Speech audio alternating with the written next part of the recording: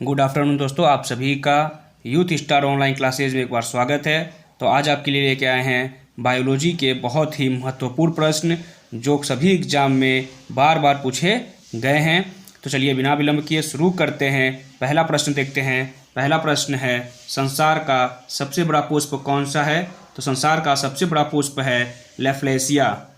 अगला प्रश्न है, जीवन चक्र की दृष्टि से पौधों का सबसे महत्वपूर्ण अंग कौन सा है? तो जीवन चक्र की दृष्टि से पौधों का सबसे महत्वपूर्ण अंग होता है पुष्प। अगला प्रश्न है, मानव शरीर में रक्त का शुद्धिकरण कहाँ पर होता है? तो मानव शरीर में रक्त का शुद्धिकरण होता है लीवर में। जो लीवर होता है वो रक्त को शुद्ध करता है। इससे बने बाइल जूस से, किससे? जो लीवर में बाइल जूस बनता है उससे भोजन पचाने में मदद मिलती है। हमें स्वस्थ बनाए रखने के लिए लीवर का अहम योगदान होता है। चलिए देखते हैं अगला प्रश्न। अगला प्रश्न है, WBC जिसका पूरा नाम होता है वाइट ब्लड सेल्स यानी श्वेत रक्त कणिकाएं भी इसको कहते हैं हिंदी में, का मुख्य कार्य क्या होता है? तो WBC का मुख्य कार्य होता है रोग प्रतिरोधक क्षमता धारण करना। अगर इसके जीवन काल की बात करें तो WBC का जीवन काल होता है 2 से 4 दिन। श्वेत रक्त कणिकाएं जिन्हें WBC कहते हैं या इन्हें श्वेताणु भी कहते हैं, और एक नाम इसका और है जिसको कहते हैं ल्यूकोसाइट्स। ठीक है, तो ये शरीर की संक्रामक रोगों और बाह्य पदार्थों से रक्षा करने वाली प्रतिरक्षा प्रणाली की कोशिकाएं होती हैं। अगला प्रश्न है, राजस्थान में तांबे का विशाल भंडार किस क्षेत्र में स्थित है? तो राजस्थान में खेतरी क्षेत्र में तांबे का विशाल भंडार स्थित है।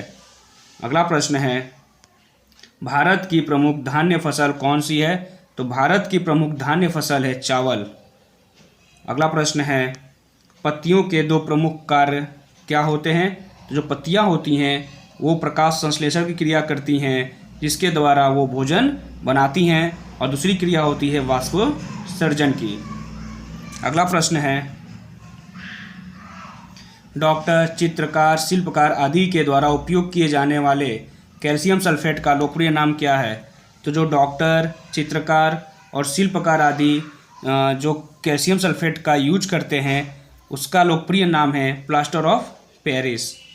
अगला प्रश्न है, सोने के आभूषण बनाते समय उसमें कौन सी धातु मिलाई जाती है? तो सोने के आभूषण बनाते समय उसमें तांबा मिलाया जाता है।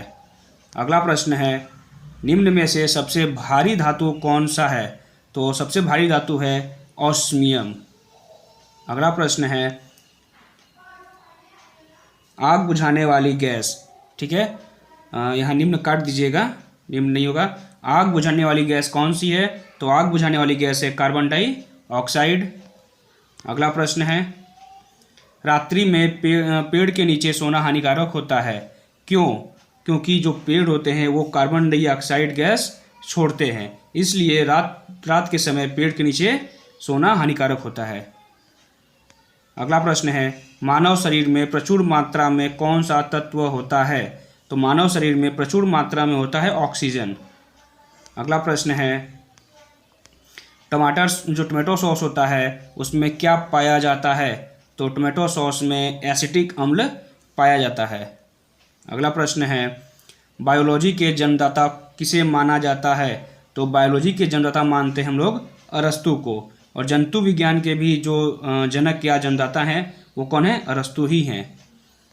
अगला प्रश्न है, किस पौधों का फल भूमि के नीचे पाया जाता है? तो मूंगफली का जो फल होता है वो भूमि के नीचे पाया जाता है।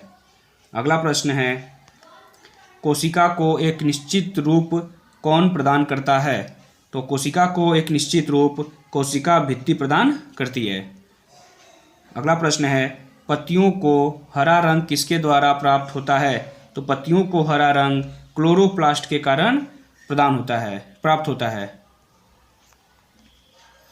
अगला प्रश्न है, राष्ट्रीय पर्यावरण अभियांत्रिकी संस्थान कहाँ स्थित है? तो राष्ट्रीय पर्यावरण अभियांत्रिकी संस्थान नागपुर में स्थित है। अगला प्रश्न है, भूरी क्रांति किससे संबंधित है? तो भूरी क्रांति उर्वरकों के उत्पादन से संबंधित है। अगला प्रश्न है, मादा पशुओं में बच्चा पैदा होते समय कौन सा हार्मोन अधिक सक्रिय होता है? ठीक, तो मादा पशुओं में बच्चे पैदा होते समय ऑक्सीटोसिन हार्मोन जो है वो अधिक सक्रिय होता है। अगला प्रश्न है, भारत का कौन सा राज्य एशिया की अंडे की टोकरी के नाम से जाना जाता है? तो भारत का आंध्र प्रदेश राज्य एशिया की अंडे की टोकरी के नाम से जाना जाता है। अगला प्रश्न है, भारतीय पशु चिकित्सा अनुसंधान कहाँ स्थित है?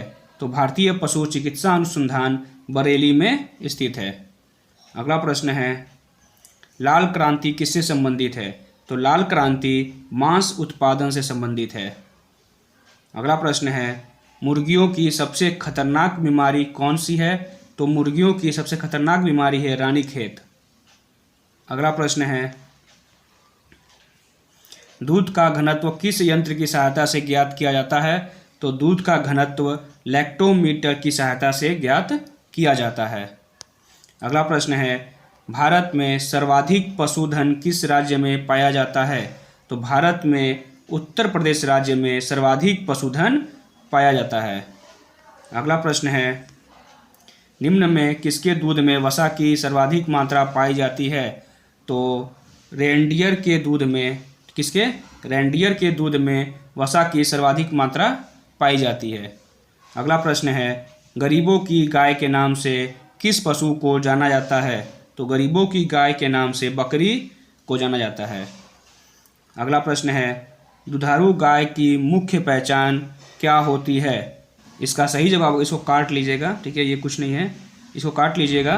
तो दुधारू जो गाय होती है उसकी दुग्ध नलिका जो है वो उभरी रहती है और दुग्ध नलिका ज़्यादा दूध होने के कारण टेढ़ी मेढ़ी होती है, जिसके द्वारा हम पता कर सकते हैं कि जो गाय है वो दुधारू गाय है। अगला प्रश्न है, ऊन के लिए विख्यात पशु पश्मीना क्या है? तो जो पश्मीना है वो बकरी है, ठीक है, और ये ऊन के लिए बहुत ही फेमस है। अगला प्रश्न है, किस स्तनधारी के दूध में जल की मात्रा सबसे कम होती है? तो मादा हाथी के दूध में जल की मात्रा सबसे कम होती है। अगला प्रश्न है, भारत की प्रमुख धान्य फसल कौन सी है? तो भारत की प्रमुख धान्य फसल है चावल। आज के लिए बस इतना ही। अगर आपको ये वीडियो अच्छा लगा हो तो इसे लाइक और शेयर ज़रूर करें, और अगर अभी तक आपने चैनल को सब्सक्राइब नहीं किया है तो चैनल को सब्सक्राइब कर लें। धन्यवाद।